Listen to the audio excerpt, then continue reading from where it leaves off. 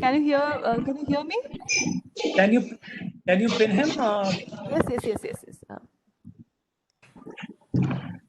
Jada? Yeah, I can hear you.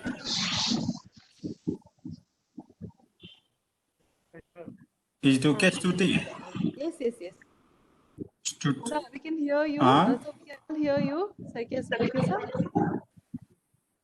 Chalo, acha hai, bolo. Okay, so I think Good. we're good to go. Yeah. Yes, I think we're good to go. Yeah. And sir, with Kulomo like, hai today. IK sir, namaskar, Professor SP Singh. Singh Saab, how are you? Fine sir, हमारा football match होते ही रह गया. Corona आ गया. Chalo, we'll play together, don't worry. Acha Kulomo tama kunibo ahisu Binod dai. Sir is having little connect. yes. Binta Bal. Ma kunibo ahisu. Yes, sir. ঠিক আছে মই হেৰি কৰি দিম মিউট কৰিম নিজকে Okay, so all right. Very warm evening to everyone.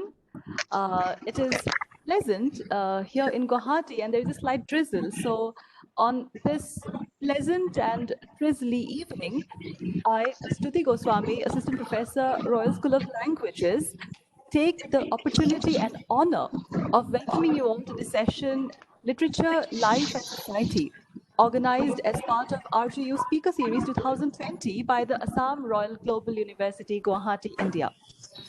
India has been a witness to a litany of bureaucrats turned authors or bureaucrats who are authors. And both our distinguished guests who have honored us today with their acceptance of our invitation for this interaction to belong to this tradition, if I may use the word tradition, borrowing the semantics from T.S. Eliot's famous essay. Esteemed audience, today we have with us Dr. Sumita Mishra, Senior Advisor, Prime Minister's Economic Advisory Council, Government of India, celebrated poet, founder, chairperson, Chandigarh Literary Society, and Festival Director, Literati, Chandigarh Litfest. Thank you, ma'am. Thank you for being here with us. And albeit virtually, welcome to our university and welcome to Assam. Namaste. Thank you so much for the warm welcome. I'm delighted to be here today, that too in such august company. My regards to you, sir. And my special thanks to Mr. S.P. Singh, your Vice Chancellor, who is also a very dear old friend, for extending this invitation today to me. Very happy to be here. Namaste.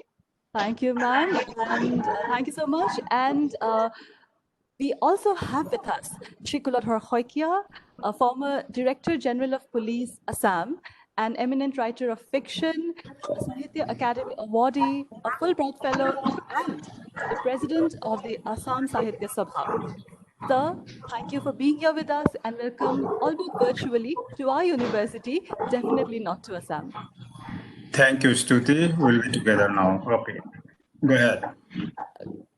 The Assam Royal Global University is a leading university of Northeast India committed to provide unparalleled education for the holistic development of its students.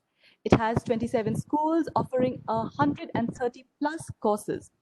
Covering a picturesque 27 acres of land, this campus is well secured, well maintained, and has state-of-the-art amenities, including conducive classrooms, conference rooms, auditoriums, studios, 85 plus high-tech labs, libraries, and infirmaries. And very significantly, we have an intellectual strength of 250 plus faculties who serve as a motivational catalyst for 5,000 plus students of this university.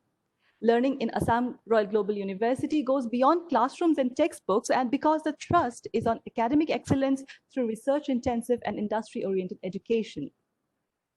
Now, due to this pandemic situation, our university campus has been closed following the lockdown declared by the government. And under these circumstances, this university has been organizing for the past few months the RGU Speaker Series with learned speakers and experts in their respective fields.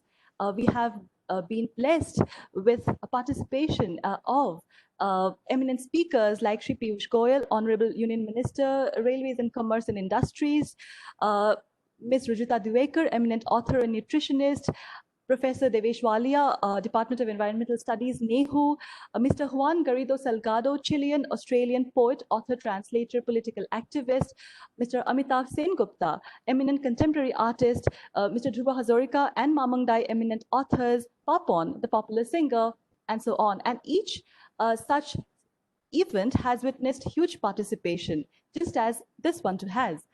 Now, as part of this RGU speaker series, today we have organized this interaction, arranged for this interaction, Literature, Life and Society. That is how we have titled it. Now, literature is a reflection of life and society is well known, but literature involves not only a reflection of, but rumination on life and society as well. Each author perceives the world around him or her through the matrices of his or her experiences and perceptions, and these are manifested in their creations, and that in turn influence the readers in distinctive ways. Changing times may affect changing patterns of articulation, but certain aspects and certain elements remain universal, and that makes literature great literature. Particularly in these times when death and disease lurk on the horizons of human thought, it is even more essential to reflect and ruminate upon life and society. And we are so privileged to have in this webinar two authors who have in their own ways written about human experiences in their diverse shades and have worked closely with the people at the grassroots. I'm sure all of us are looking forward to listen to our esteemed speakers, just as I am looking forward to eagerly, and I know our Honorable Vice Chancellor, sir, too is. At this juncture, may I also take the honor of introducing and welcoming the Honorable Vice Chancellor of the Assam Royal Global University, Professor Dr. Sanjay Pratap Singh, who incidentally shares the same home city, if I may use the word, as our respected Sumita Mishra ma'am, that is Lucknow.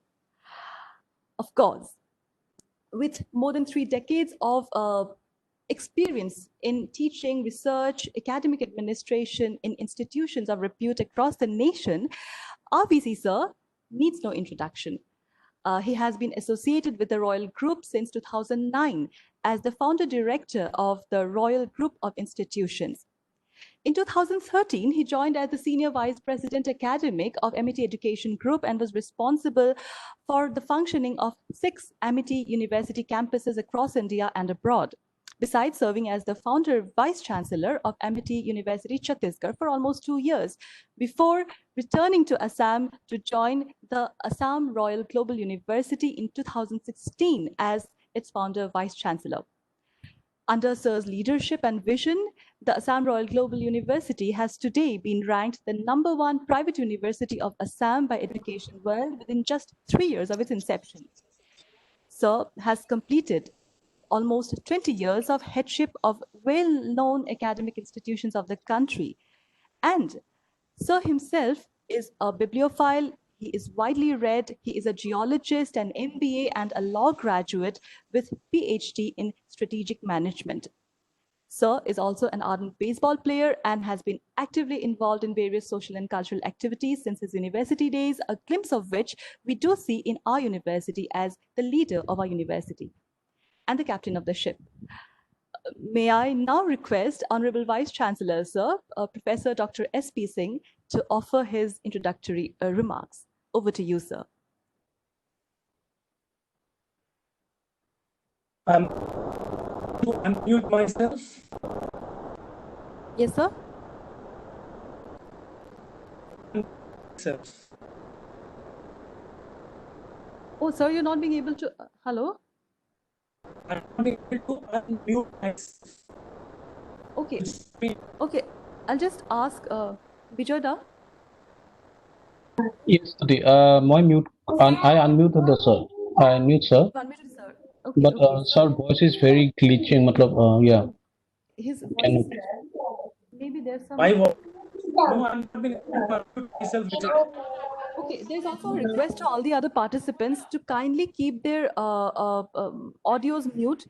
Even as I was speaking, I could hear some sound, some noise that came from somewhere. So, all our esteemed participants, you're kindly requested to keep your audios on mute. Niara Khatun, please mute yourself. Yes, thank you so much. So thank you so much, Vijay.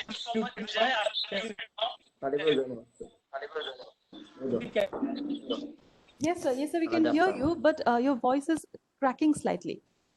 Just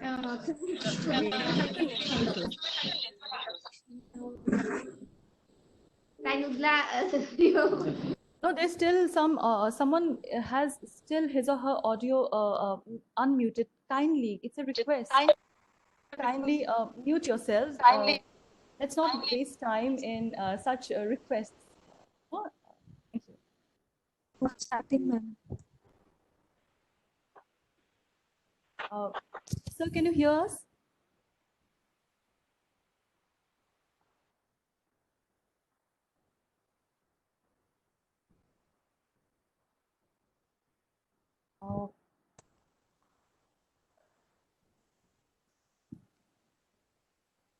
I think we've seen some issues at Sir's end, it seems.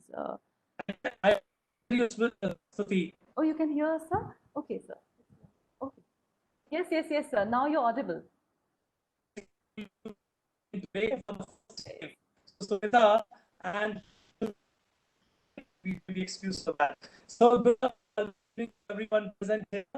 Dr. Kurudan Taikaji, Dr. Sumita Mishra, the webinar today, and especially my very young faculty members, Swami, who have given a very, thank you so much, Stuti. And we are very, very excited to listen from our two eminent speakers and how our university and all faculty of teachers really both of you on this digital platform. I also friends, my fellow colleagues, teachers, Dr. Krishna, and all those who are with us today in huge number to make this successful. It is Sunday evening, very well. It is take out and join. But then I think this particular talk is very, very urgent, and everyone is looking forward to how it is society.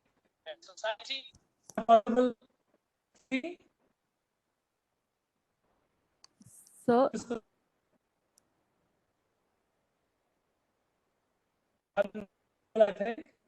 No, sir. your We voice is cracking. are not. Yes, sir. We can now see you, but it's buffering. All right. Yes, sir.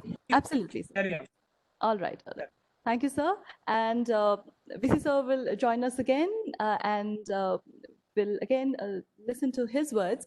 But before we go on to the interaction, I think I take the honor again to speak a few words about each of our distinguished speakers. Of course, this will just be something. In Assamese, we say "Bhurukat hati bhorwa," which means to try and fit an elephant into a small bamboo, a wicker basket of sorts. So we have with us Dr. Sumita Mishra. Ma'am has been a member of the Indian Administrative Services of the 1990 batch of Haryana cadre. She is an alumnus of La Martiniere College, Lucknow, Lucknow University, Kennedy School of Government, Harvard University, Royal Institute of Public Administration, London, Indian Institute of Management, Ahmedabad, and Indian Institute of Management, Bengaluru. And she has completed her PhD from Kurukshetra University, Haryana, India, and if I'm not wrong, in the area of economics. She has more than 26 years of experience in public administration. As a deputy commissioner, she received the Haryana State Gold Medal for outstanding social work for Red Cross and child welfare activities. She has served as an administrator in Haryana Urban Development Authority. She has headed various departments, including the Irrigation Department, Women and Child Welfare Department, Departments of Transport, Agriculture, Departments of Tourism, Renewable Energy, and so on, and the Department of Science and Technology. She has also served in the Chief Minister's Office and as the Principal Secretary Tourism, Government of Haryana. In 2017, ma'am was appointed the Joint Secretary in the Economic Advisory Council to the Prime Minister of India. Today, she is a senior advisor in the Prime Minister's Economic Advisory Council. At the same time, Dr. Sumita Mishra, ma'am, is an eminent bilingual poet, and she already has 4 collections of poetry to her credit. Waqt Ke Ujale Mein and Zarasi Dhoop, which are in Hindustani, and A Life of Light and Petrica in English. She is also, like it has been mentioned before, the chairperson of the Chandigarh Literary Society, an organization that promotes young talent, gives a platform to indigenous arts, culture, and has really and tirelessly been working towards the promotion of art and literature and culture. And of course, ma'am is a festival director for Literati, the Chandigarh Lit Fest. At the same time, she is also an avid photographer and a painter. Ma'am already has had her solo exhibition of photography. And so it is so delightful and wonderful to have someone like ma'am with us today. Our other distinguished guest, Kulodhar Hoikia sir, is a former member of the Indian Police Service of the 1985 batch of the Assam Meghalaya cadre. He is also, like Sumita ma'am, he also has a decorated academic career. He's an alumnus of Delhi School of Economics, Pennsylvania State University, and Indian Institute of Technology, Guwahati, from where he completed his PhD. And he also briefly taught economics at Hindu College, Delhi University. He is also a former consultant of the World Bank. Of course, apart from this, Sir is also, he has been as a top-notch police officer in Assam. He's been involved as a member of the Indian Police Service. He extensively engaged in community policing and community development in Assam. And for his outstanding contribution, he was also awarded President's Police Medals.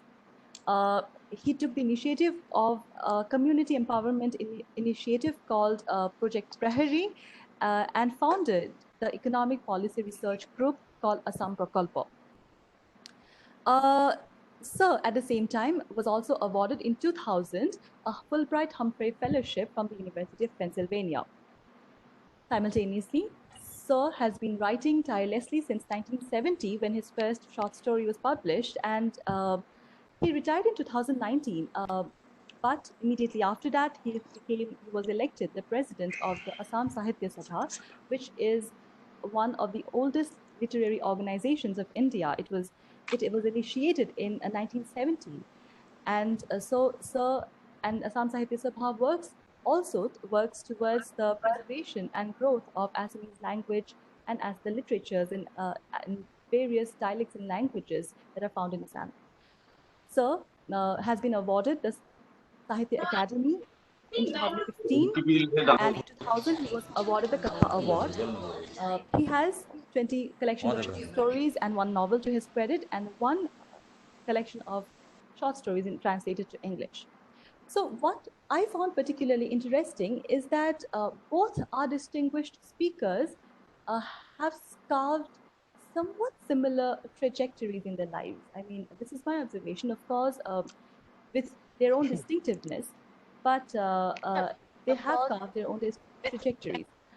Now, the first question actually to you, sir and ma'am, both, is this. How do you find, how have you found out time from your busy schedules to write? I'll first go to Sumita ma'am, and then I'll come to Kulodhar. पहले sir answer करेंगे, but am I audible? Yes, ma'am. Yes, ma'am. Yes, ma'am. Okay. You're audible. I was going to say Lucknowi mein ki pehle aap to sir, but anyway you put me on the mat first. So it's a double-edged sword. The same, I mean, on the one hand, it is a very challenging and demanding job. And so time is always a constraint, and I think more so if you're also a wife and mother, and every responsibility demands its own share of time, and rightly so. I mean, nothing can be compromised simply because you are pursuing a career. Your children definitely need your personal time too. So I think it all becomes a lot, but then at the same time, I believe that firstly, you will always find time for what you truly love. And, from wherever you squeeze it, even if it is, like in my case, at the expense of personal sleep, because I write mostly at night. late at night whenever I'm, when it's me time. And the second thing is that the job also gives one such an exposure to the canvas of Indian society. You are seeing the best and the worst of every strata of society. You're seeing the struggles of the most underprivileged. You're seeing the corridors of power, and that those contrasts provide even more material, I think, to reflect, to catalyze thoughts, and so I think that's a very rich ground for poetry. Over to Sir. So,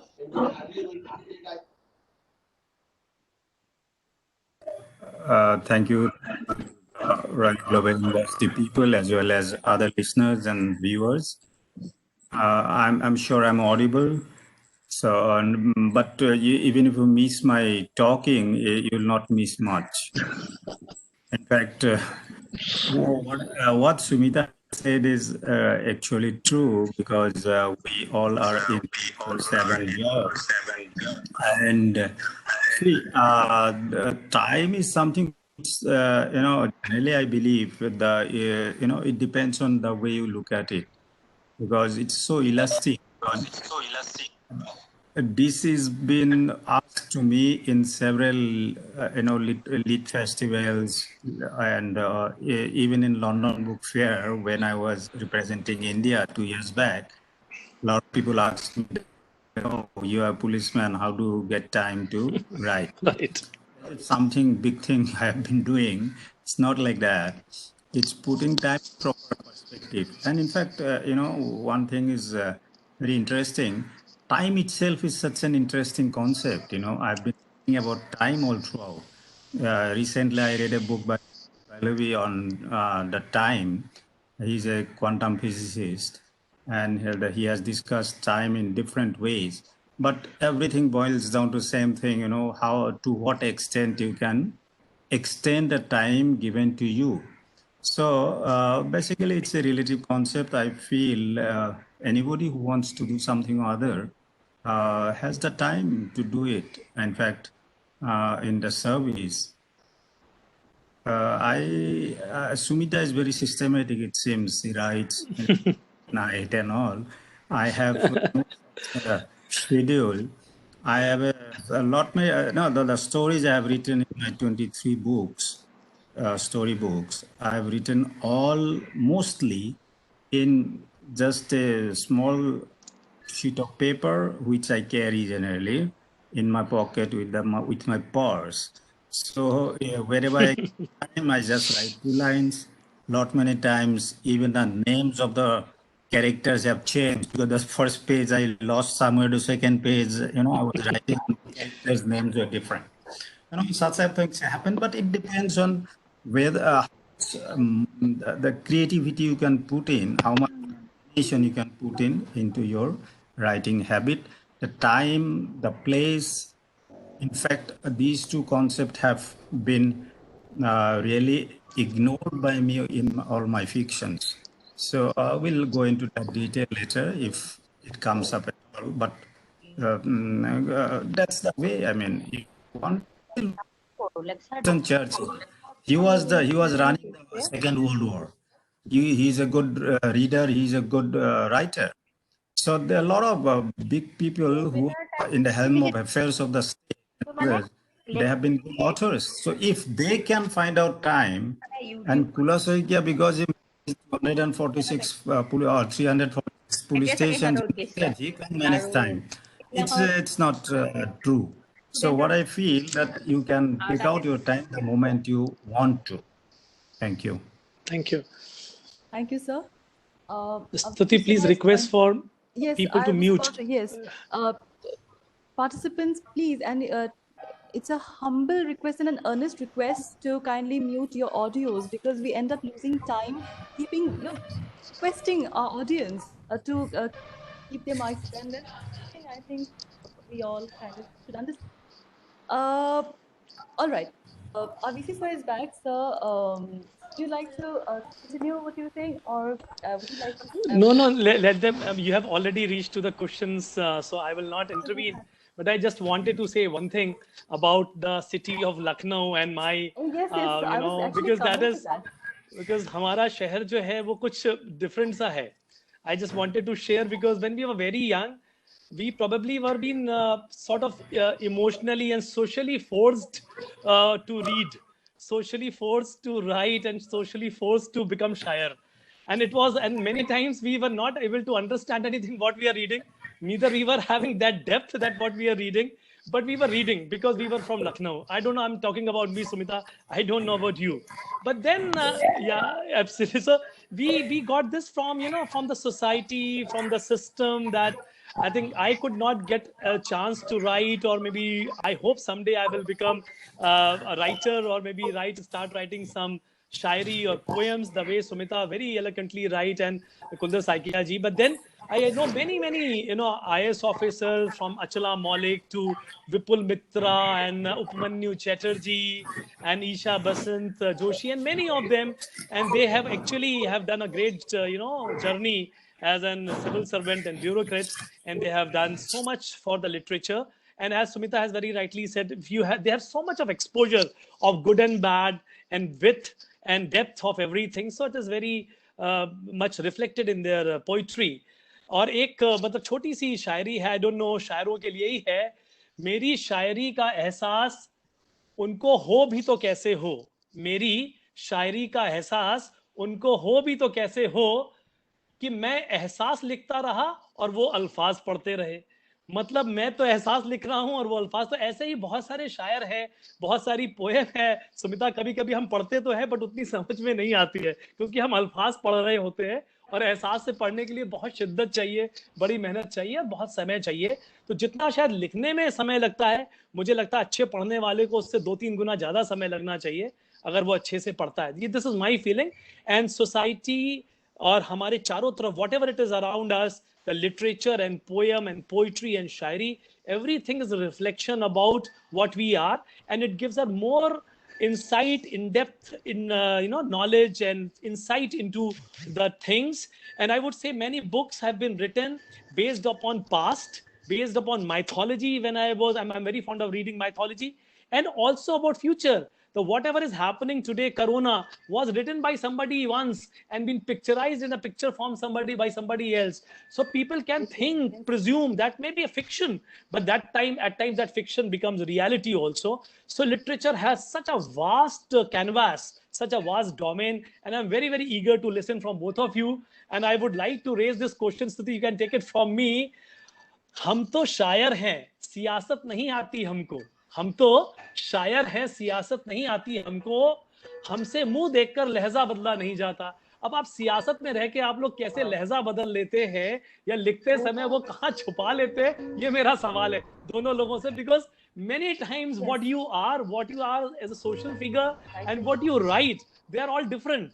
I mean, they all have some congruence, but you know, you are great people to write even in this much of a stressful condition. So that question can be taken later on by both of my speakers if you wish to, and I'm very delighted to hear from both of you. Stuti, carry on. I just wanted to say this much knowledge I have about literature. Thank you, sir. Thank you so much. It's so like nice of you to hear you speak always, because like you're always so well read. So in fact, you know, it is very interesting because when you were talking about Lucknow, I remember this poem by ma'am, because ma'am has this very beautiful poem. I think it's from Waqt Ujale Mein, where she it's Mere Sheher Ki Zuban. I think she talks about the and I mean ये वो कहते हैं ना sir, मौका भी है, दस्तूर भी है. तो अगर इस मैम को एतराज ना हो, if you do not have any issue with it, it's so lovely to actually hear you read out one of the poems. It could be this poem or it could be any other poem. Like to us we need answers, because अच्छा लगता है आपका वो सुन के, because I have been watching some of your videos. It's so lovely to hear you read out the poems. So that's a request. I'm carrying forward sir's question also. Along with it, अगर ma'am अगर आप कुछ चंद lines अगर आप पढ़े आपके I'm not clear. Are you requesting Saikia sir or me? and you. The sir's question was for both of you. Okay. I remembered your poem actually, ma'am. That is the reason. In fact, I will not read out the poem of because वो बहुत specific हो जाएगी और फिर लगेगा कि संजय और हम ही बात कर रहे हैं एक दूसरे से शायरी में. But I will take up what he had mentioned in his question, which was to be taken later, कि how कैसे लहजा बदला जाता है, कैसे चेहरे के ऊपर चेहरा लगाना पड़ता है. नौकरी में बहुत सारी बंदिशें होती हैं, बहुत सारी कॉम्प्रोमाइजेस करनी पड़ती हैं. And by compromises I don't mean compromises of integrity, but compromises to be in the moment as a professional.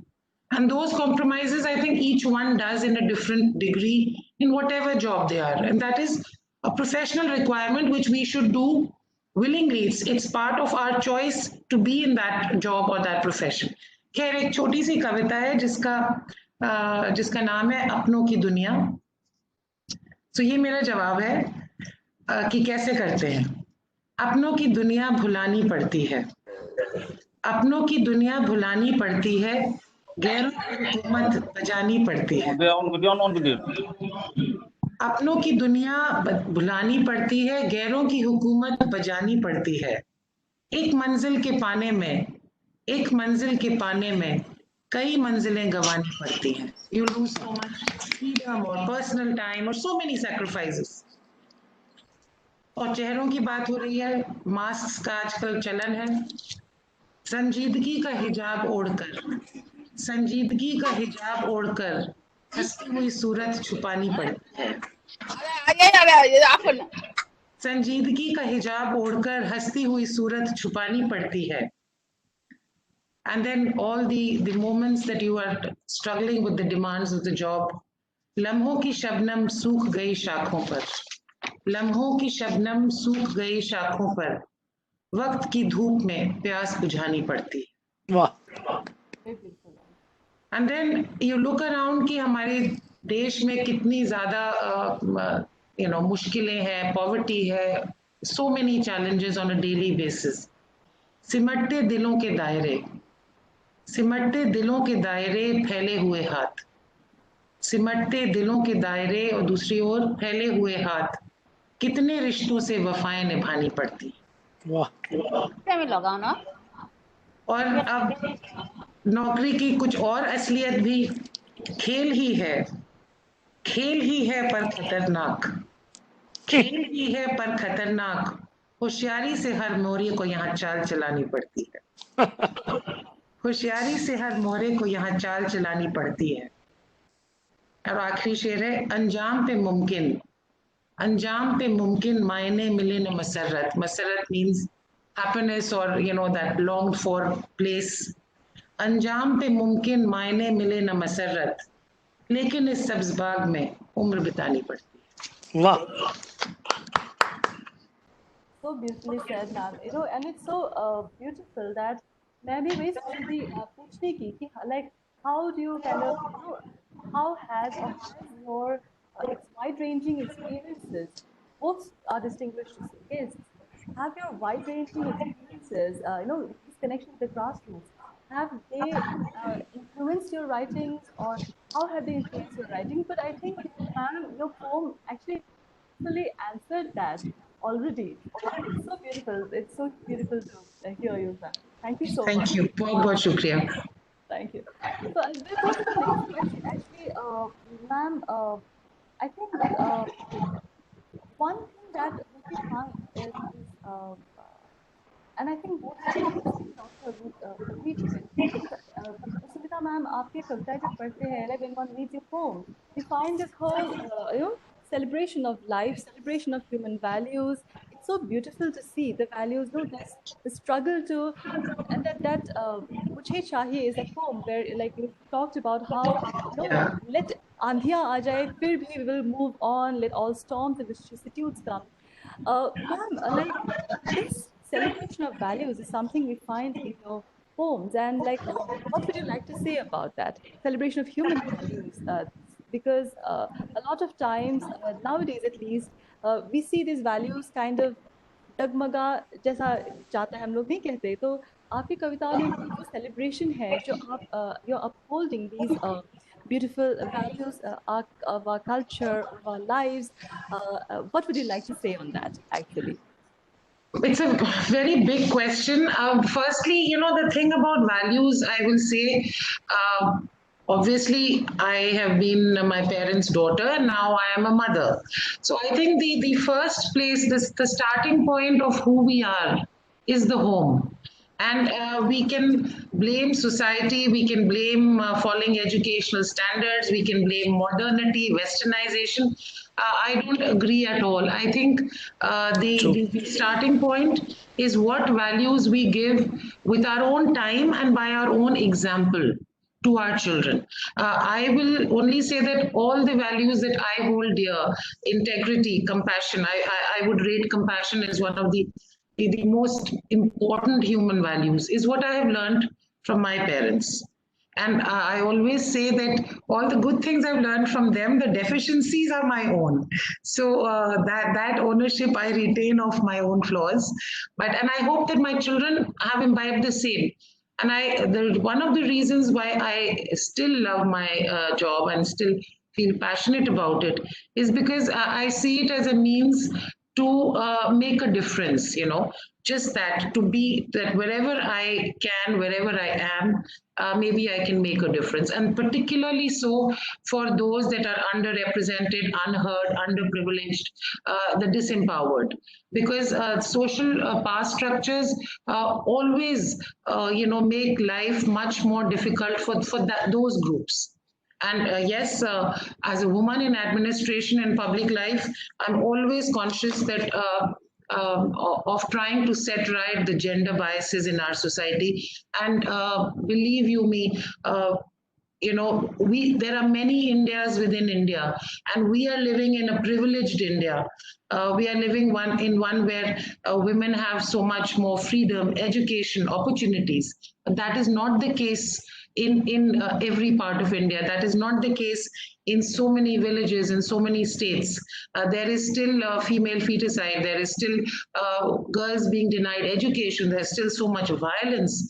And there is all this, I think, comes from a very systemic lack of respect for women as human beings. So when we're talking about values, I think one big value that parents need to instill, not in their girls, stop telling us that we are equal and that, we can do whatever we want. Please start telling young boys that girls are as much human beings. They're not just sex objects. They are not people with lesser brains or abilities. You are not giving them equality. They are born equal. So I think when we talk of values, we need to look at what values we are imparting to our children, each one of us as parents, and then look at what we talk. I mean, SP is here, you all of you are in such a great position to impart values and to impart these lessons of mutual respect and compassion and equality for all of us between each other as Indians and as global citizens. I don't know, maybe I said too much. Thank you so much to hear you. And that's so true, actually. That was just from the heart.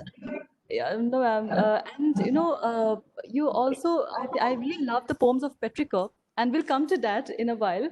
But yes, ma'am, you have to unmute yourself, ma'am. Sorry.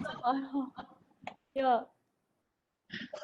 Can you hear me now? Yes, absolutely. I think next question should be to Saikia sir, because I'm waiting to listen to him. No. I would have, I will, that was what I was saying also, that I'll be coming to Petrarca in a while, but I would be going to Saikia sir, because, in his short stories, this is one of the recurrent themes, actually. This whole question of human values and the loss of human values, and how gradually we see this, quote unquote structural disintegration, if I may use the word, in the societal structure, the family structure. This is something he's dealt so beautifully in his short stories. And this is my question to you, sir. So do you think there is this storyteller's rebellious voice in your short stories when you write about human values? Fakir sir? Look, Sumita was saying it very correctly, a lot of things which we always encounter in our day-to-day society. And I'll come to that later on. But what you said is, I generally don't talk about much values. Whatever comes to my mind, I write, basically, Well, our literature, I see it as a sort of three-pronged cheese, three-pronged things. One is, sometimes it gives you information, sometimes it gives you knowledge, that is one component of it. And sometimes it gives you a form of art. Sometimes it gives you, the entertainment. So when I write a story, I do talk about certain things. Basically, I go back to the past, then time shifting, you must have seen, you have read it widely, in fact. Stuti has read more stories than I have read my own stories, right? So what I feel that the values Sumita is talking about are of really important nature for us today. Particularly, the other day I was talking in Tezpur Universities, that Tezpur Central University's keynote address I was giving that foundation day. I was talking about one particular thing which Sumita is also raising little differently. That is about, the question of trust, Today, in today's society, we have stopped believing people. We stopped the credibility, we have no credibility as such, the moment you put something, even if you write something, people would start questioning, oh, is it true? Did he really go to Honolulu and took this photograph, or it was just photoshopped later? Did he really go to Singapore for honeymoon, or it was photoshopped only in Ujan Bazar Ghat in Guwahati? All these sort of things. Even if you genuinely do something, people would start asking questions. It's because the fact that in the society we have lost big deterrence in community building, right? You must be aware of what Subhita is saying. There are a lot of marginalized class, marginalized group of people for whom, as a civil servant, whatever we can do, not as a civil servant, as a part of the humanity, whatever we can do.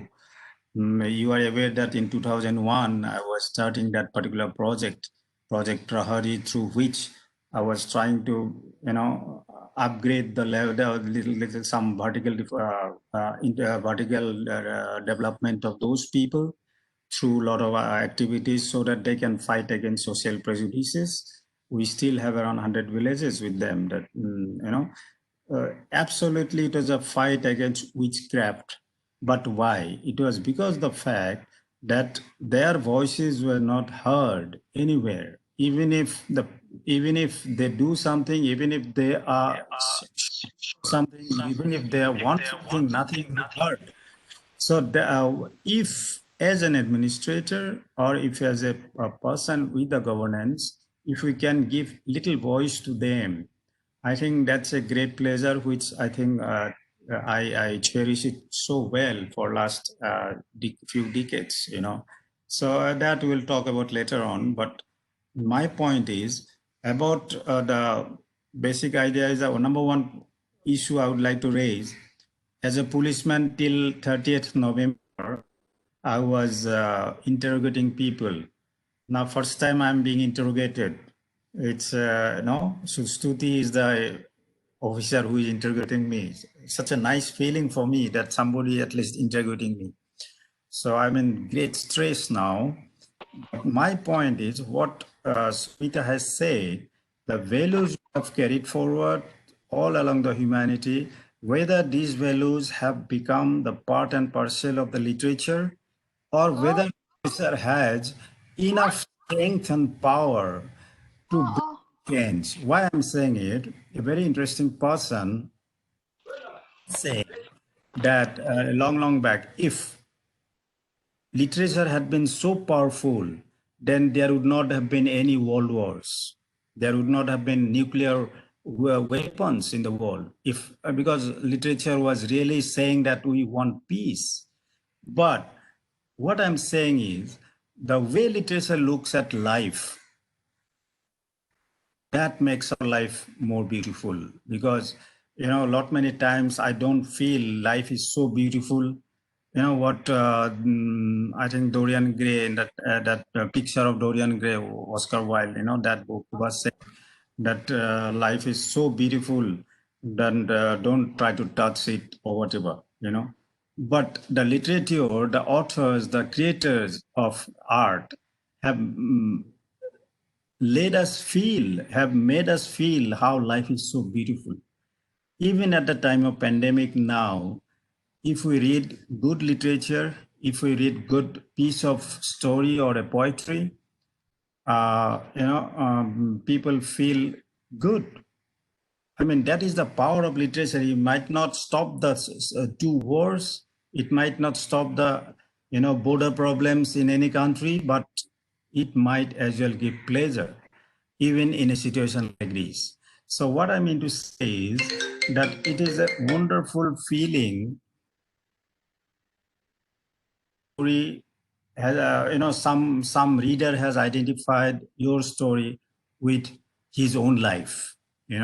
So this is something good, and values. Sumita has said it all. I mean, the type of values. Actually, these values are there in humanity, I believe.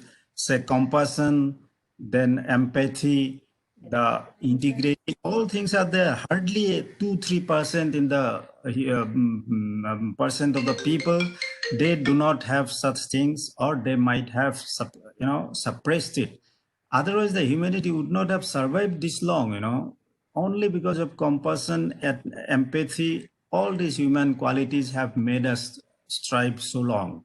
So my feeling is, we as the administrator, or we as citizen, or we as whatever, a part of the humanity should be feeling that whatever way we can do to the community should be done. That is what I feel, and that has been I'm thinking about trying to do it in my own life as well. And I don't think I had answered Stuti's question, because he asked always tough question. So thank you, Stuti. Go ahead now. Thank you, sir. Actually, yes, you mentioned past, and there's a question related. You mentioned past, and there's a question related to your use of past and all. But we will go again to Sumita ma'am now. And I had mentioned this collection of poetry of hers called Petrichor. Now, the interesting thing is that it's a collection of about 50 poems, 51 actually to be precise. And there, in these poems, she talks about the different narratives that are woven by women in their everyday lives, women of different ages and different circumstances in life. And through that, actually, I feel personally, ma'am's idea of feminism is beautifully manifest, and in several interviews also, and she has said, and in her own poems, we read how, for ma'am, feminism is all about being equal. So, Sumita ma'am, I would actually love to hear something more from you, your thoughts on Petrichor and feminism on gender, because that is one area that you have really worked on. Over to you, ma'am. Actually, can you hear me? If I may interrupt you, I'm sorry. If I may interrupt you for half a second, I request Bijoyda to kindly mute participants.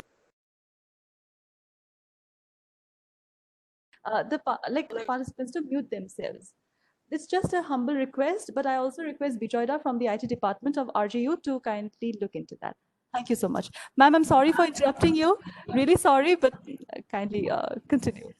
Yeah, I hope you can hear me. Yes, absolutely, absolutely, ma'am. Okay. Well, I've actually already touched upon gender a bit, but yes, it's a very big area of concern, especially in a country as huge and diverse as us, and especially when we're looking at 50% of the population, which is still so far from independent decision making or economic empowerment or social empowerment. My cadre is Haryana, and it's one of the states which is not done so well on, let's say, the sex ratio at birth. In fact, the Beti Bachao Abhiyan, was launched by the Prime Minister in Haryana. So it's an area where we have been trying to correct these wrongs, but I think this applies to every part of the country. I think that one of the biggest problems vis-a-vis women's empowerment in India is that we have such differential standards. We have taken all the burden of societal judgment and put it on women, on girls from as soon as they start growing up, that girls don't do this and you shouldn't sit like this and you shouldn't talk like that and you shouldn't laugh too loud, you can't go out, all the burden of judgment at every step is put on women, even in the professional workplace. We are including women in this. We automatically judge women more and we don't judge men as much.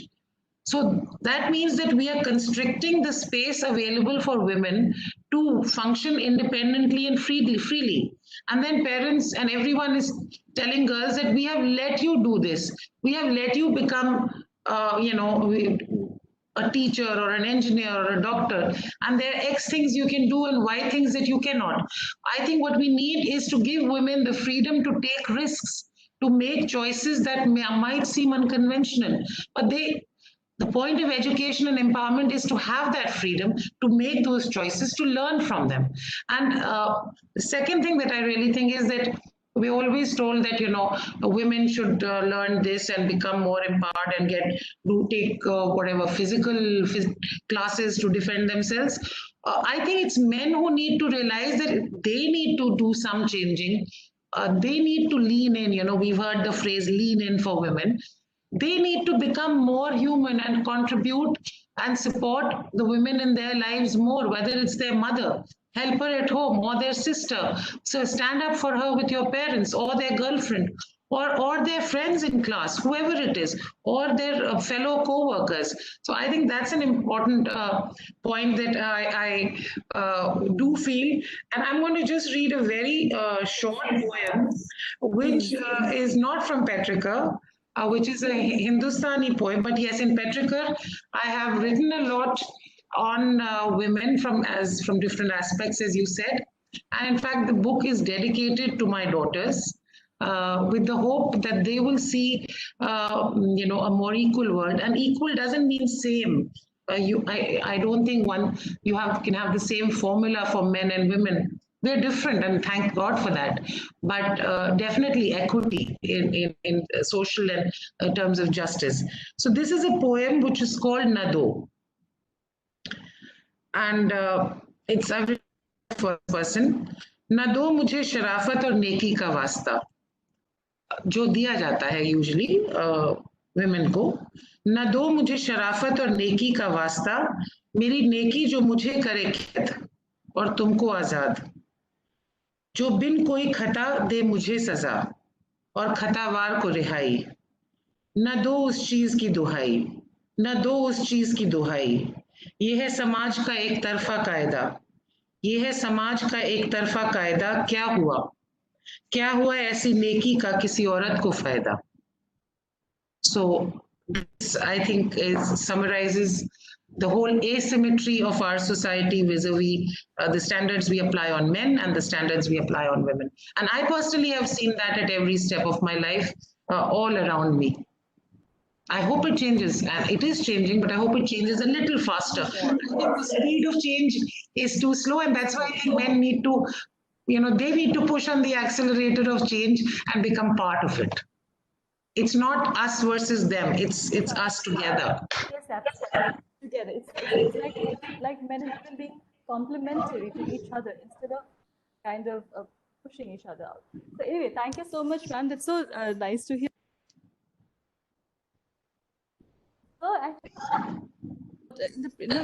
While answering the previous question, sir actually was referring to the use of past, and it is actually true. In many of his stories, we find a lot of use of past, and looking back to the past, there is a very interesting short story that unfortunately has not been translated to English. I had told sir once I'll try, but I somehow could not, I couldn't manage to go about that.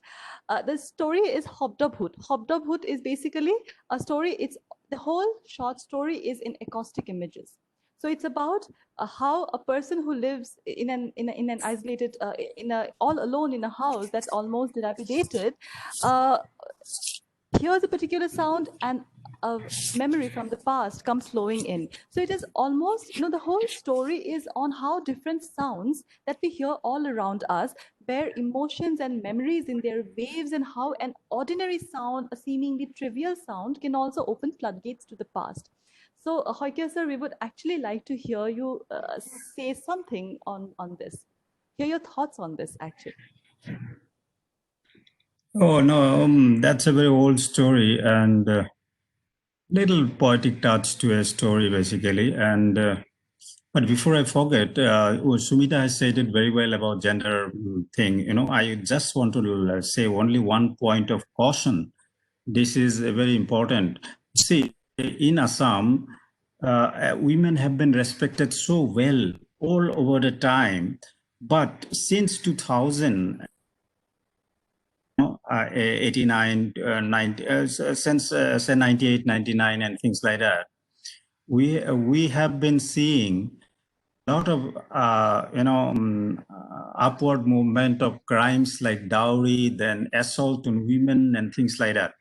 That did not go well with me, because I thought this was not warranted by the type of customs and traditions we have. But it's very, as a policeman, I would like to say that this shows that we really require some different sort of approach to control such type of things. Why these type of crimes are increasing in a place like Assam, it's a many-fold increase. Dowry was unknown in our place earlier, but it has come in a big way. So these are, a lot of students might be hearing and a lot of other people, but I think it's good that she has raised that issue, and we must look into it properly. But coming back to your Shabda Bhoot or the, the ghost words, whatever.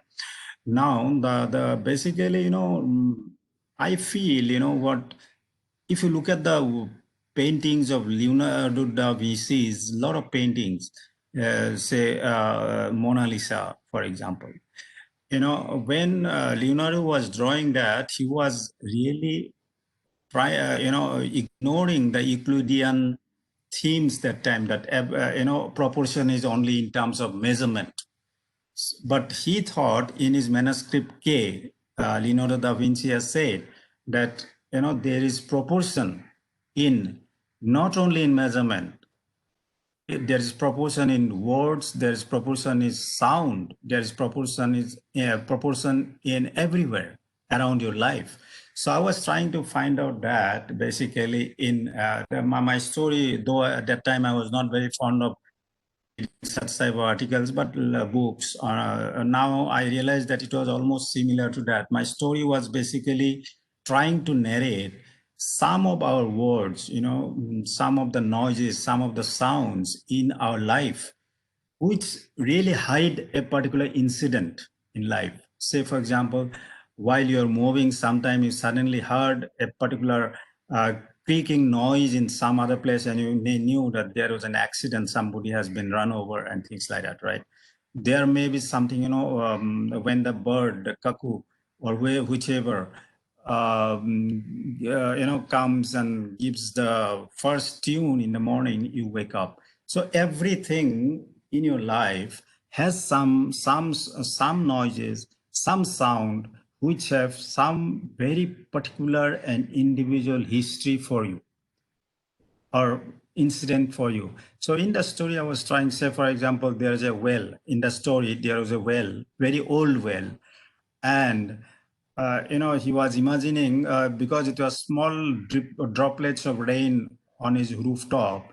So he was imagining somebody is probably withdrawing water from that well with that, that rope pulling out the bucket. There are some sort of dropping of waters back from the bucket to the well, again, that droplets, the noise. He was remembering that because in his youth, he was hearing that sound when a particular woman was drawing the water from the well, and such type of droplets were falling on the well, in the water. And the noises of her bangles was making the similar noises when the droplets were falling on the tin roof of the house he's staying now in the story. So this sort of, things are connected with your life, with everybody's life. So in that thing, why I said the Sabda Bhut is a Hindi word also. Sabda is Sabda only. Bhut is the past. That means how the past words are really an important history for us. That is what I wanted to show in that story. So good, you remember that, Stuti. Thank Yes, you. it's a very old Huh? story, but yes, I remember having read that. Thank you, sir. Now that we are talking about poetry and how your short story was also an attempt at breaking the barriers of short story and kind of trying to balance between short story and fiction, why not as well we go back to Sumita ma'am and if she wishes to read another, if you're willing to read another of your poem, we would all be so delighted. I'm sorry if I'm troubling you a little too much, but No, it's so good to not hear. at all. Not at all. In fact, मतलब शायर को कोई सुनने वाला मिल जाए इससे बेहतर क्या होगा। और आपने तो इतने लोग जोड़ लिए, इतने लोग यहाँ आज शामिल हैं, हम लोग के साथ हैं। So मतलब मुझे बिल्कुल तकलीफ नहीं हो रही है। But before that, I do want to just say a couple of points which I feel about poetry, because I am primarily a poet. I don't write prose. वो prose I write in office, जो फाइलों पे लिखते हैं, and poetry I write purely Swanta Sukhai, as Sant Tulsidas said when he was writing the Ramcharitmanas, purely for my own pleasure. So the fact of publishing it is something that does not exist when I am writing a poem. It's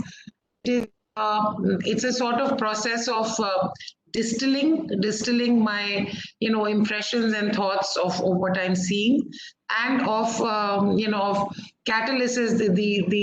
The process of poetry catalyzes those experiences into a poem.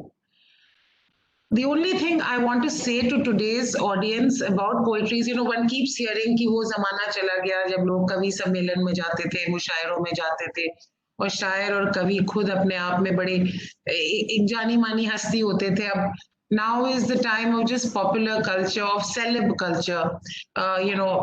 Even a minor Bollywood celebrity is more important than a person who might be hugely creative in the field of literature. So firstly, for that, I think we really need to encourage the habit of reading from a very young age. I see children have what was called ADD, attention deficit disorder. In the sense, Instagram and Twitter reduce one's attention span to a few seconds or like less than a minute. And certainly a poem, as SP pointed out shuru mein hi, a poem needs more time. A poem needs more than one reading for it to unfold. A poem is like वो हल्की वाली बारिश ना जो धीरे धीरे धीरे जमीन में घुलती है, मिलती है. So to everyone here, that please get out of this instant gratification generation or mindset and read more, read slow, and poetry is part of the slow reading. So I had to read you something. अब मैं वो भूल गई हूँ कि मैं क्या पढ़ने वाली थी. I will read you a recent poem जो मैंने बिल्कुल हाल में लिखी है. And Saikia sir said कि I am more organized. ऐसा बिल्कुल नहीं है. I actually write on my phone. और अगर इस phone की memory को कुछ हो गया तो हमारी सारी creativity फना हो जाएगी. So this poem is called Hoga. It is reflective, I think, of the immense inequality one has seen in recent times, the hardship of the poor, and on the other hand, if you look at, as I mentioned, popular culture, the nepotism that prevails in these creative worlds also. So this poem is called Hoga, and since we have a lot of young people with us, I hope कि जो इस poem की उम्मीद है वो आप लोग कर दिखाओगे, वो आपके रहते आपकी रहनुमाई में जरूर होगा.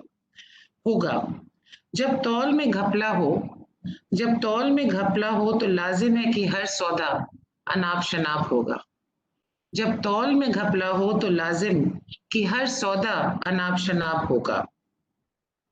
क्या सोच के ख्वाबों की टोकरी उठाए चले आए, सोच के ख्वाबों की टोकरी उठाए चले आए, बिन आका कोई जौहर क्या आफताब होगा, बिन आका कोई जौहर क्या आफताब होगा। पर आगे के लिए अगले दौर में चापलूसी पे भरोसा न करना, अगले दौर पे चापलूसी पे भरोसा न करना, झूठ की हर दलील का अब खरा जवाब होगा, झूठ की हर दलील का अब खरा जवाब होगा। और शायद जो आज के दिन पार होल्ड करते हैं, मुमकिन थोड़ा इनकलाबी है पर शायर को तो इनकलाबी होना ही चाहिए मेरा मानना है। मुमकिन दबदबे की आदत छोड़नी पड़ेगी, मुमकिन दबदबे की आदत छोड़नी पड़ेगी, मेहनत कशों का भी कभी रुआब होगा। वाह, क्या बात। जिनके हजार सलाम भी न कबूल थे, जिनके हजार सलाम भी न कबूल थे, उन्हीं से झुककर तुम्हारा आदाब होगा। और ये सभी के लिए आई थिंक, इतने सयाने जो बनते हो, इतने सयाने जो बनते हो, इतने सयाने जो बनते हो, हुनर को रेजगारी समझना तुम्हारा अजाब होगा। अजाब इज डिजास्टर। हुनर को रेजगारी समझना तुम्हारा अजाब होगा। कर है इतनी ताकत, कर है इतनी ताकत खुदा खैर, जरा इंसानियत से तुम्हारा क्या खराब होगा, जरा इंसानियत से तुम्हारा क्या खराब होगा। जिनको मोहताज की बेबसी न दिखी, and we have seen a lot of human suffering, जिनको मोहताज की बेबसी न दिखी, उन सब का भी जल्द हिसाब होगा, उन सब का भी जल्द हिसाब होगा। और आखिरी शेर है, वक्त की चक्की में पिस रहे हैं करम, वक्त की चक्की में पिस रहे हैं करम, हुजूर हुजूर यही दोनों सजा और सवाब होगा। वाह। That's so beautiful. That is so beautiful, thank you, beautiful. थैंk you. Ma'am, yeah, and as I was listening to you and I was thinking about it, कि आज तो वक्त चल रहा है. This poem is so relevant to our times currently, and because this is, isn't it? I Yeah. mean, it's so relevant, and it's very interesting, and that is why also I have mentioned a little earlier today that yours and Kula Khoikia sir's somewhat similar trajectories. When I had said, it's very interesting that he had written because he also writes in science fiction. My question is for Khoikia sir. So he had written a short story called Pralay Pralap. Pralay Pralap would be loosely translated to English would be delirium of destruction or something like that. So there he had actually touched upon this whole situation where a day comes when people they decide to kind of stay indoors, and then they decide to celebrate the little joys of life, the little happinesses of life. So this is my question to you, Khoikia sir. We would actually like to hear you speak a little on your short story, Pralay Pralap, and the whole aspect of the science fiction genre that you have touched upon. Oh no, it's okay. After so beautiful poems by. I know. Yeah. So this is about the type of a feeling. The delirium of doomsday. Yes, I think that is how we can kind of. Yeah. So in the story, suddenly it was declared all over the world that a big asteroid is coming down. Within half an hour, the whole world will be destroyed. So hardly half an hour is left now for the entire humanity to do whatever they want to do, because after half an hour, nobody will be around. So the story is about that. And then the 3-4 friends, college type of friends, they meet in somebody's house and they discuss, they feel what can be done in this half an hour, because half an hour is so supreme now, you can do anything. You can go for a good game and things like that. So they start playing different games, but that did not satisfy them. They start talking something else in the earlier days in college. So their old old love stories, their relationship, all things started coming up. And then almost just the 29th minute, it was found that a particular type of a missile has diverted the asteroid. So the whole world will survive now. So the problem came to them, how come we stay in this world now when we revealed our own secrets, right? So it's about that, nothing more than that. But today, a few days back, I wrote a small poetry because Sumita, I started my writing as a poet only, Yes, since, yes, absolutely. and now also I keep writing, but the problem is the publisher and, there's people, they want more of short stories. That's why my poetry is going towards back, but a particular small piece, 2-3 lines on the present scenario of my city when it's under lockdown.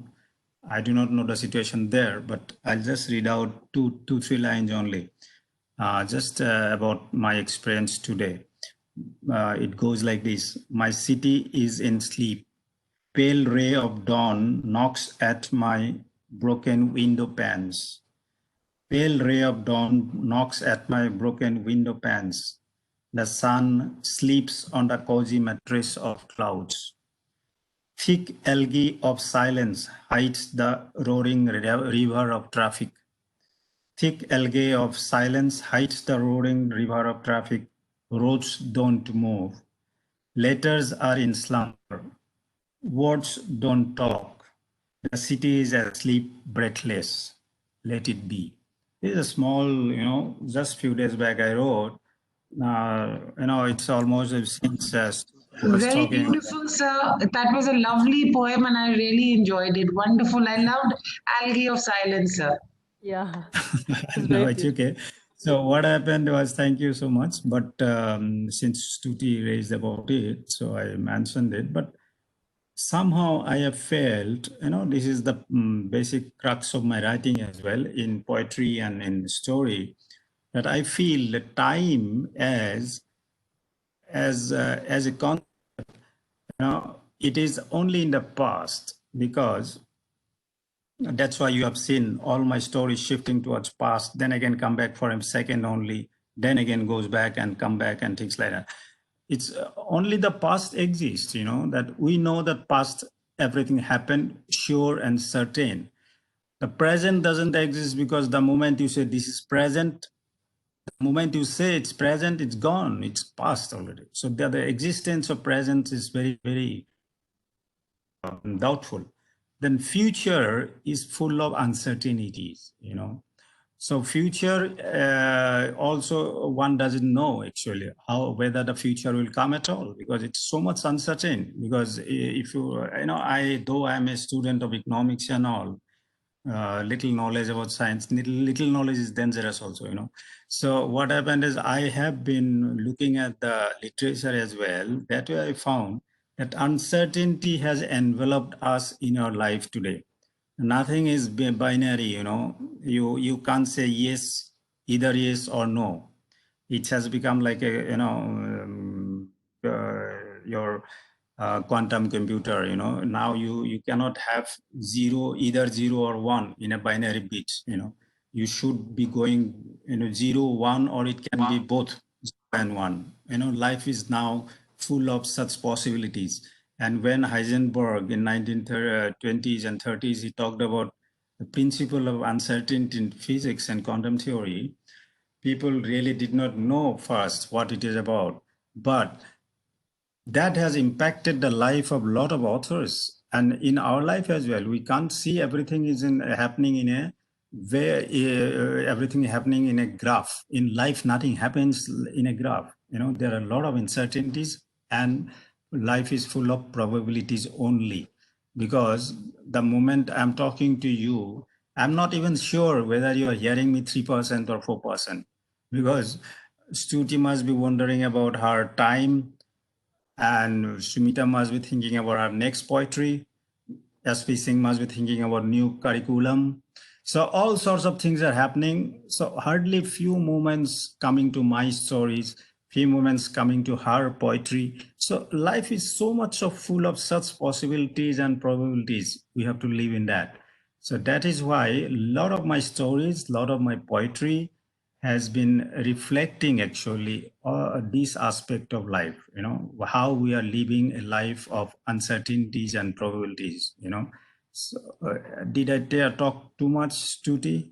Thank you. Go to the next question if you Not find it. at all. It's so interesting. It's so good to listen to Hoikya sir. It's so good to listen to Sumita ma'am. And it was when sir said that Stuti might be checking time, then I realized, oh, I have to check the time, and I saw it is 6:49, and the session was till 6:30. But I guess we will, of course, will not pull this very long because it's a Sunday evening. But I think हम में से किसी को शायद पता नहीं चला वक्त कैसे गुजरा इतनी इतनी इतनी मीठी तरीके से गुजर रही थी कि सुन के ma'am's poems, sir's thoughts and ma'am's thoughts. It's really wonderful. So before we actually go on to the audience questions, we have quite a few of them. There was one question that I would have quickly liked to ask both of our esteemed guests. That is about the organizations that you are at the very roots of. Chandigarh Literary Society and Hom Sahitya Sabha.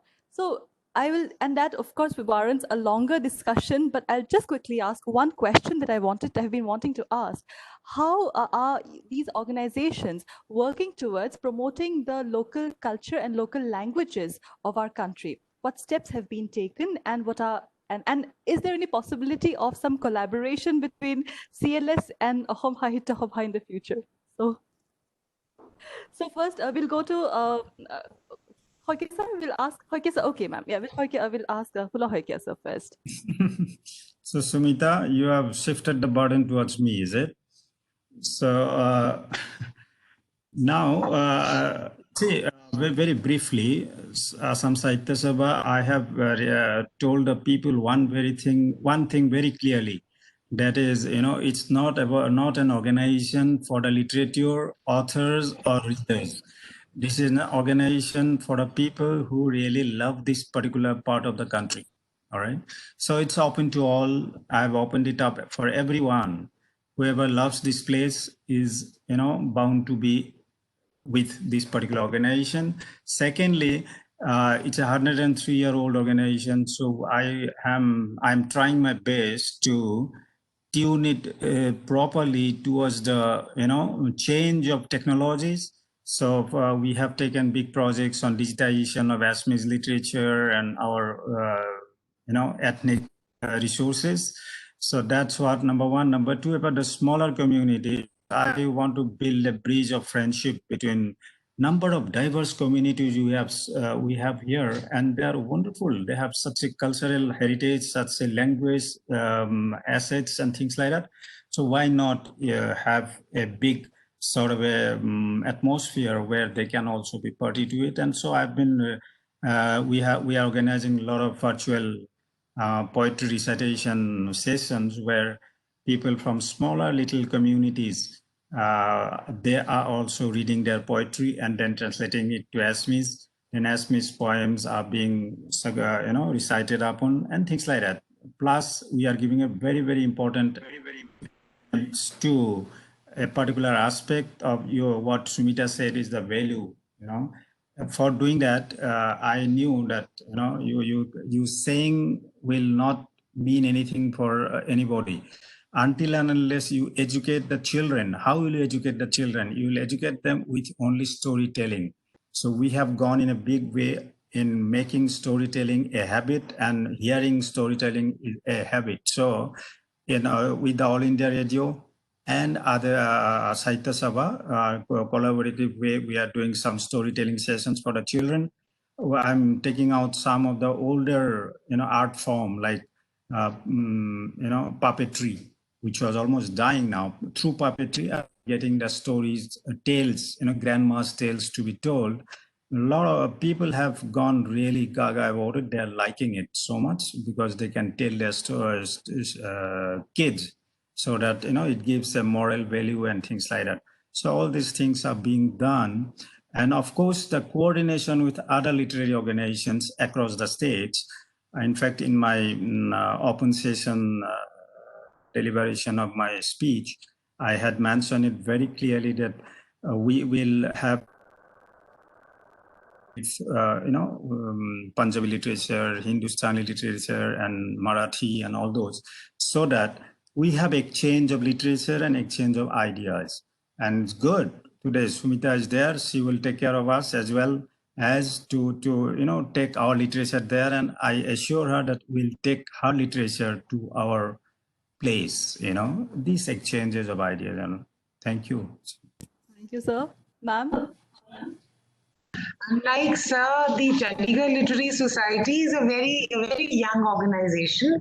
A group of us living in Chandigarh. I was in Chandigarh for many years since it's the capital for Haryana.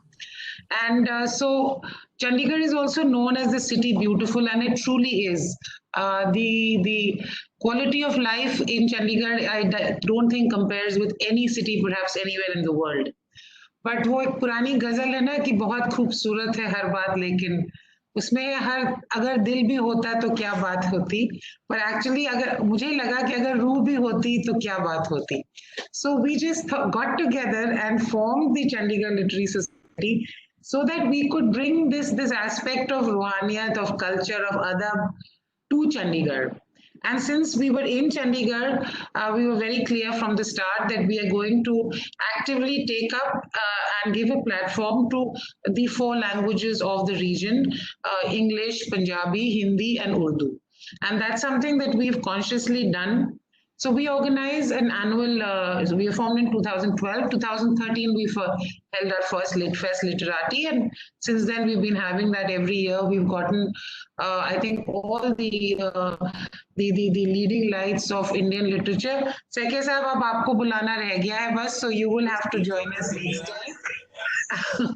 And again, we try to give an equal focus to Indian languages apart from English.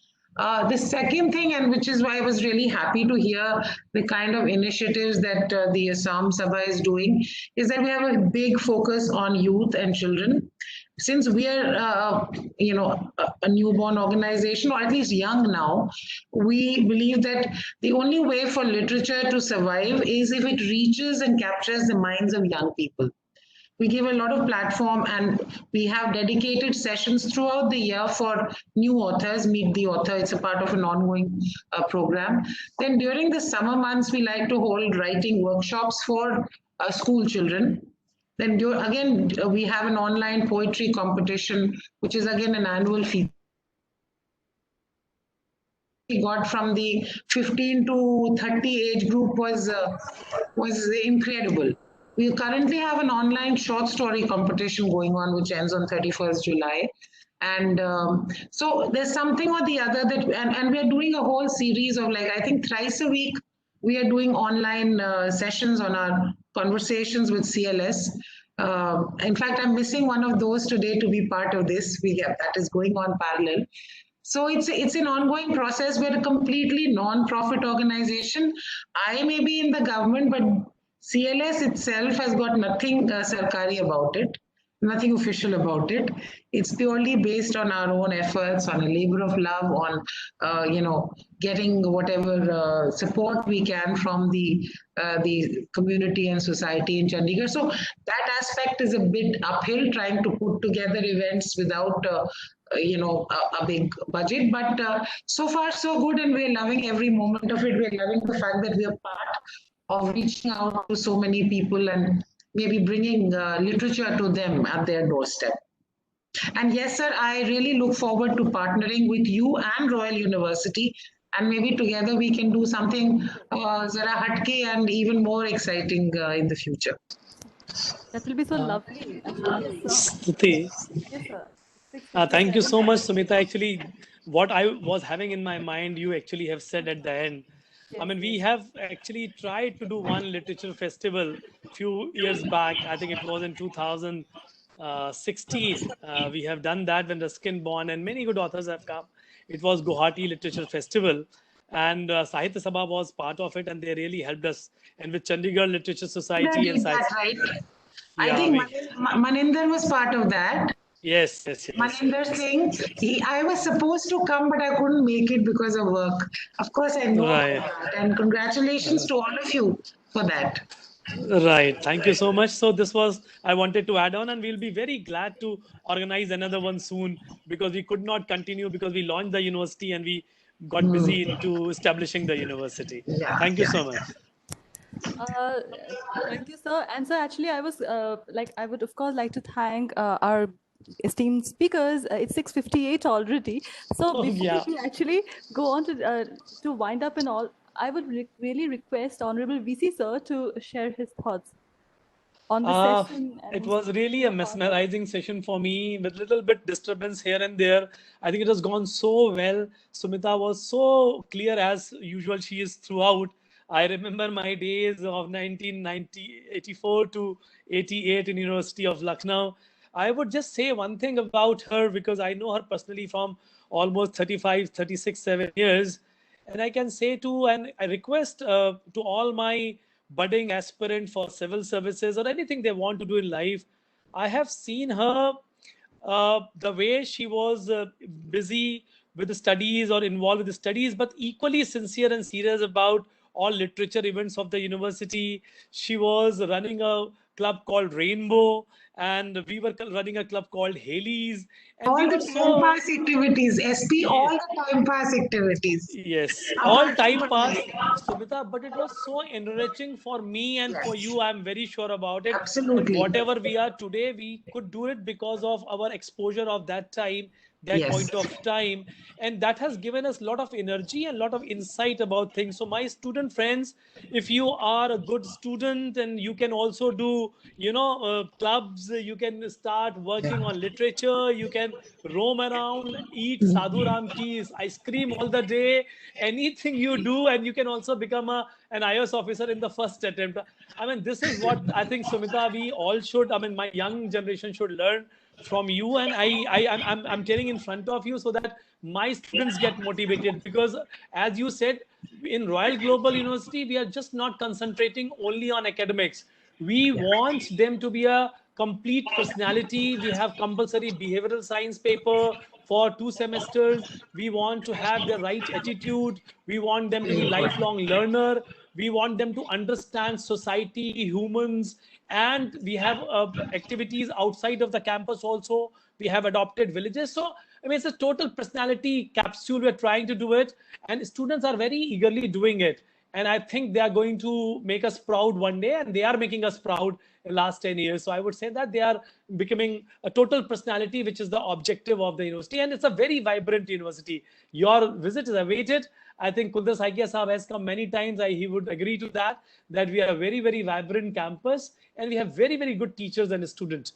And I think I would just conclude by saying this. And I think again, in Lucknow के अंदाज में इतना तो बनता ही है कहना कि वाकई पत्थर दिल वाले होते हैं. मतलब हम शायर जितने होते हैं और राइटर भी वाकई पत्थर दिल वाले होते हैं.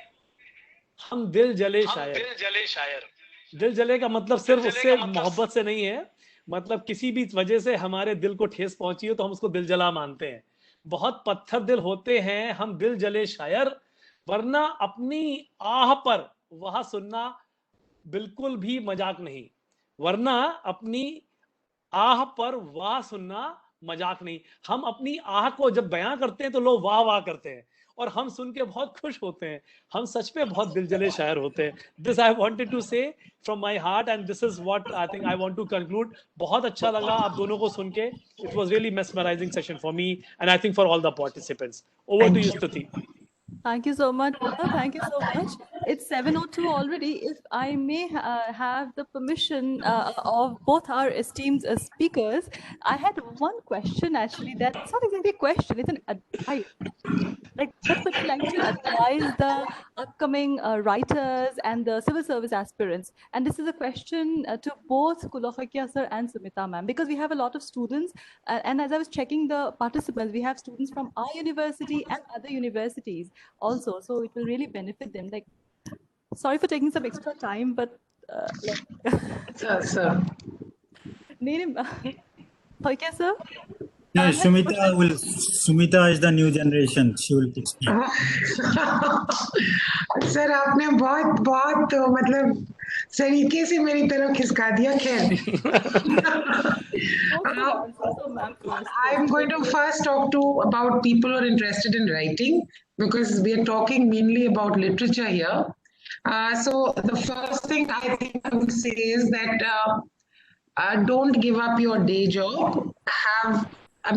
Don't plan on becoming a writer, because I don't think that's a very practical way, especially when you're just starting out.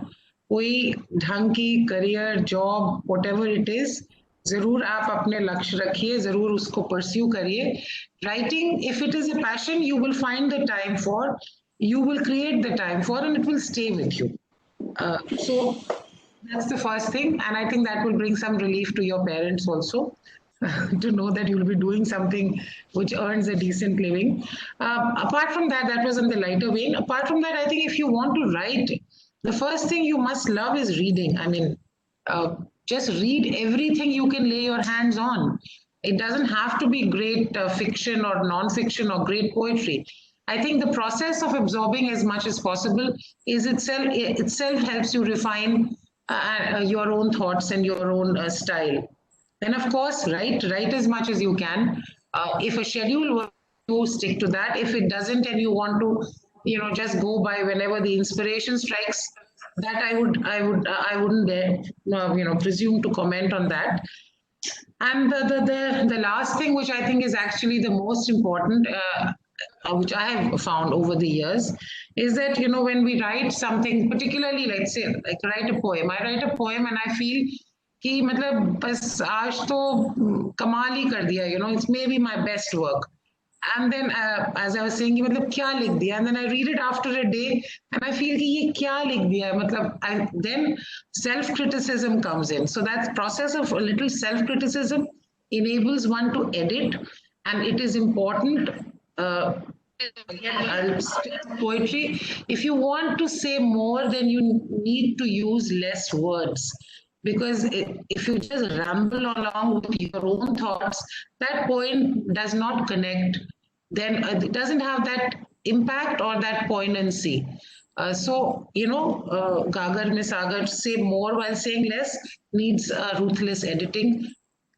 That's all. बाकी सर अपने अनुभव से ज़्यादा बता पाएंगे. मैं तो बस कुछ preliminary thoughts.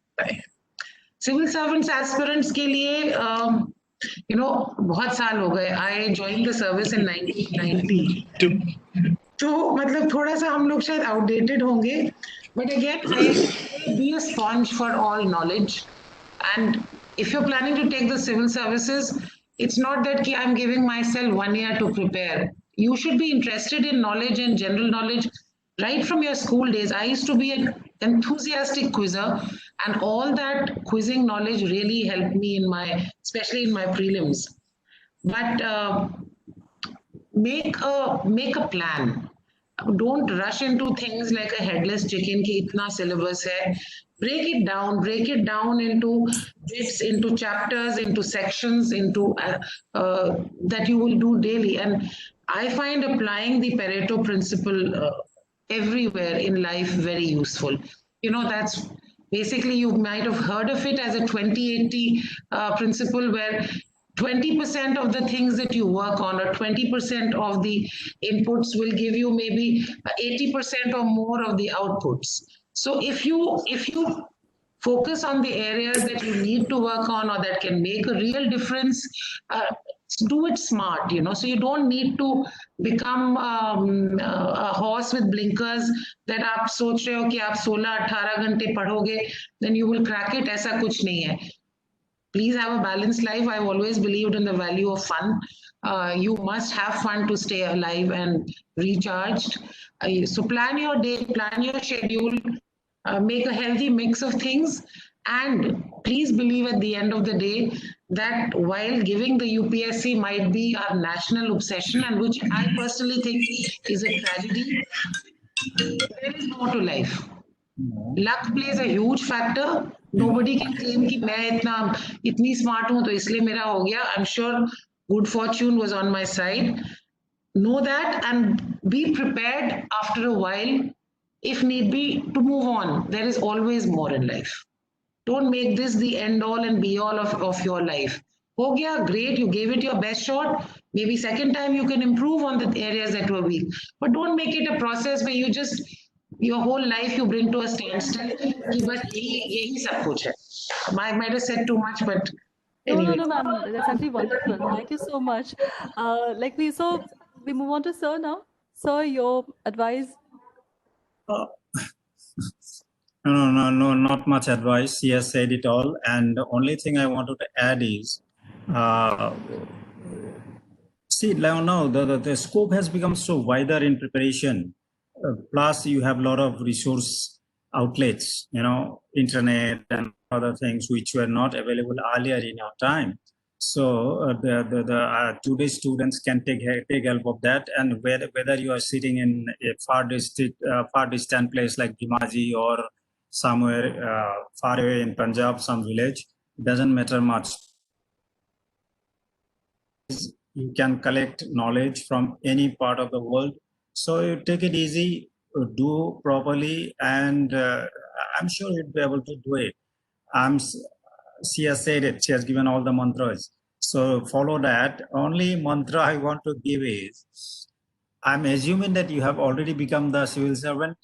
Now, after that, be a good human being always. Please do remember, as a what is important is to be a good human being, and don't assume the person sitting next to you or in front of you, or the person or the citizen coming to meet you is a useless rut. Don't think like that. Just talk to them. Just, if you do something good to them, you feel so good, no? You feel all happiness in your life. Be good, be a good human, and love the people and love the place wherever you go. That is what I've learned. That's all.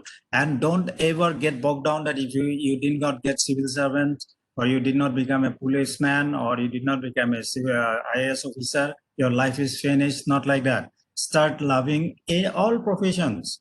Everybody is contributing to this society, right? So please take it up that way. And thank you very much to the Vice Chancellor, to Stuti, and of course, Sumita. I've learned a lot of things from you, Sumita. I wanted to make it very clear. Thank you. No, sir, I loved hearing you, and I love your last advice. That is the most important, I think. Otherwise, अफसर बन के भी कोई फायदा नहीं, क्योंकि फिर आप किसी के काम के नहीं. Very true. Yes, ma'am. Okay. Thank you very much. Thank you. Thank you so much, sir. I'm not very sure how much time we have for question answers, and probably, sir, I was just thinking, probably because we have a lot of interesting questions, and our chat box is filled with such lovely messages, especially to our distinguished guests. So I was thinking if we could forward the questions to the distinguished speakers, because I've checked some of the questions and they will need some deliberation and some bit of time. So why not as well, if possible, if both Kulohagya sir and Sumita ma'am agree, we will forward the questions to you, so that maybe if you respond to them and something like that, and we'll also forward the messages. If you're fine with it, so I want to ask Isi sir if this will be all right. So no, it depends upon the both the speakers, but I think this is very right, because it's already 1.5 hours, and I 1.5 don't know hours, for yes. both the speakers must be busy having some people. other engagements. Exactly. So we will sir. take these questions, we will forward, and we will take back the answers, and we will further pass it to the participant. Yes. That is a better idea, I think. Yes, And that's right. so that is a better idea. So you can conclude, Stuti. Yes, This sir, was yes. really a mesmerizing session for all of us, and thank you to both the speakers from my side at least. Thank you, SP. Thank you, Stuti. Thank you, sir. बहुत मजा आया, and thank you for this time together. Thank you. Right. Thank you very much. Be patient with both of us. Thank you. Chalo, I'll log out then. Thank All right. you, sir. Thank you, everyone. We would like to thank you. Before we really conclude, I would really like to formally thank once again, most especially our esteemed speakers, Kulohagya sir and Sumita Mishra ma'am. And I would also take this opportunity of thanking our Honorable Vice Chancellor, sir, for always being so encouraging and supportive and being so open to new ideas. And thank you, especially